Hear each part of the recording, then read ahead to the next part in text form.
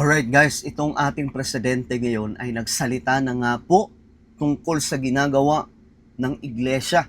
No, ano kaya ang reaksyon niya dito mga sangkay? Natatakot ba ang presidente natin na tanggalin siya ng mga taga-iglesia at ng mga DDS? Tingnan natin yung reaksyon ng ating presidente mga sangkay. Anyway, bago tayo mag-umpisa, sa mga hindi pa po dyan nakakapag-subscribe sa ating YouTube channel, makikita nyo po yung subscribe button sa baba ng video na to. I-click nyo lamang po yung subscribe, i-click ang bell, at i-click nyo po yung all. Sa mga nanonood po sa Facebook, i-follow nyo po yung ating Facebook page. Okay. Ito nga po ang ating presidente, nagsalita na nga po, mayroon pong pasabog dito. No? At, eto, tingnan po natin, mga sangkay. Kasi nga po, tinanong siya ng mga reporter tungkol po dito sa ginagawa ng iglesia. Ngayon, ito po yung reaksyon ng ating Pangulo. How concerned are you Okay. with the ongoing... Ito po yung video mga sangkay mula po sa ABS-CBN. So tingnan po natin. Sir, how concerned are you with the ongoing rally in EDSA? Sorry? How concerned are you with the ongoing rally in EDSA? What do you make out of their motivation behind the rally? Okay, ito. Yan po, si PBBM yan ha. Siya po ay nagsalita na finally. Kasi nakaraan mga sangkay, nagsasalita lamang po ang ating si Attorney Claire Castro lamang po ang nagbibigay po ng mensahe. Though, lahat naman ng sinasabi niya ay galing po talaga yan sa Pangulo natin. No? Pero, yung message niya nga po, mga sangkay, ni PBBM, nung una, na sinabi po ni Attorney Claire Castro, nagtataka siya sa iglesia. Kasi, bakit daw kailangan gawin yun? Hindi daw po yun yung legal na pamamaraan para po iligtas si Marcoleta.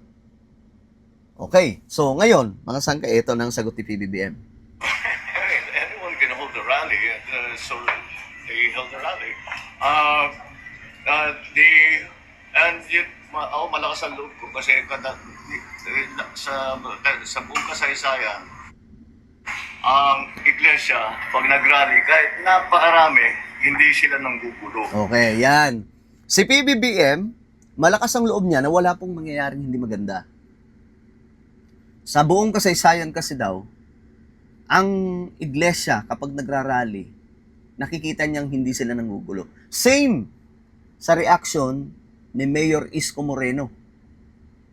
Alam ni PBBM daw na hindi manggugulo. Kaya nga po mga sangkay, tumuloy pa rin po siya sa kanyang lakad papuntang Canada. No? Tumuloy pa rin po siya mga sangkay. May nagpaalala nga po itong si Ramon Tulfo, yung kapatid po nila Raffy Tulfo, na kung ako kay PBBM, sabi po niya, hindi na muna ako aalis. Hindi ko itutuloy yung lakad ko papuntang ibang bansa. Dahil baka pagbalik ko, hindi na ako yung presidente o hindi na daw siya presidente. Yun ang sabi po mga sangkay ni Ramon Tulfo na para bang tinatakot, no? Parang tinatakot mga sangkay itong si PBBM. Pero ang tanong diyan, natakot ba ang presidente natin? And that for me was the main concern that somebody might get hurt. Ang problema lang namin, Okay, so okay.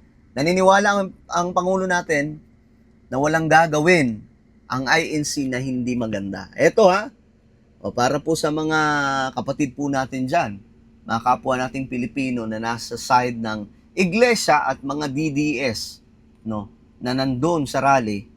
Ito ang sabi ng Pangulo, okay yung rally, walang problema dahil naniniwala sila na kapag ang nanguna ay INC, wala pong magiging problema. Pero ito, may pero si PBBM. Ito, tingnan natin. merong informasyon na siyempre merong mga mag-infiltrate, mag-agitate. Yun ang inaalala namin. Mhm. Ay, yung pinaka-importante sa amin, walang masaktan. Okay. So may mga bali-balita daw mga sangkay, yun yung problema nila, na baka daw po may manggulo, no? Baka daw may manggulo. Yun yung binabantayan nila ngayon. Kaya nga po naka-red alert daw po yung buong militar sa buong Metro Manila ngayon, mga sangkay. Kasi ayaw po nila na mayroon pong masaktan. Whether tiga iglesia o kung sino man na mapunta ron na magdulo. So let's just keep everything stable and peaceful. And so far it has been. So I thank everybody involved for keeping it safe for everybody. Okay, so ayan po, nakita naman daw po ng ating presidente na peaceful. Wala naman pong nangyari hindi maganda, di ba? Mga sangkay, simula nung nag-start sila, nakita din naman po natin no, na wala po silang ginawang, hindi po tulad yung, naalala nyo po pag nagrarally ito mga sa kamakaliwa, mga sangkay, di ba? Talagang grabe. Gulo kong gulo. Habulan kong habulan. Ganun ang kanilang ginagawa. Pero yung INC, ito lang po yung nakita natin na kahit sobrang dami nila, kahit milyon-milyon sila, hindi po sila tulad ng ibang nagrarally na nag-iiwan po ng marka na hindi maganda. Nag-iiwan po ng gulo o kung ano pa mang mga bagay doon, mga sangkay, basura. Hindi po ganun. Sir, and your reaction to their allegation that your administration has been having a selective kind of justice daw? Ganda ng tanong. Ganda ng tanong. Ngayon, tingnan natin. Kasi, ito yung agam-agam ng iba. Ang sila PBBM daw, kesyo selective lang daw yung justice. Hindi daw po talaga pinupunteriya yung mga totoong korap. 'Di ba? Yun yung mga yun yung mga binabato ng iba kay PBBM. Ngayon, ito yung sagot ng presidente. I have their opinion. I believe they're wrong. Thank you, sir. Sabi po niya mga sangkay, opinion nila yon pero naniniwala akong mali sila. Oh, ulitin natin yung part na yon. Administration has been having a selective kind of justice daw po.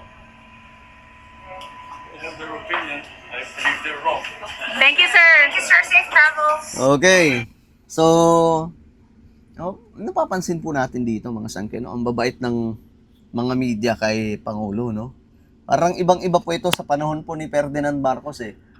Kasi nung panahon po ni Ferdinand E. Marcos, mga yung media eh. Lahat po ginagawa nila, ang paninira. Kay Apulakay mga sangkay. No? Dito, parang best friend ni PBBM yung ABS-CBN, yung GMA, yung TV5 mga sangkay, parang, ba't kaya ganun, no? Ba't kaya ganun? Alam ko sasabihin na, iba yung sasabihin dyan ng mga DDS eh. May paliwanag sila dyan. Pero ayun na nga po, goods naman yung tingin ni PBBM sa nangyayari ngayon sa ginagawa ng INC, mga sangkay dyan sa mga rally na yan. At umaasa na lamang po siya na hindi po magre-resulta ito ng hindi magandang aksyon laban po sa pamahalaan, mga sangkay. As of now, wala pa naman. More on Marcoleta pa lang. Pero hindi po natin alam sa mga susunod na araw kung magbabago yung kanilang sigaw. Alright? Ano po ang inyong opinion? Comment down below. Huwag niyo pong kalilimutan na i-subscribe yung ating YouTube channel. Mag-iingat pong lahat. God bless everyone.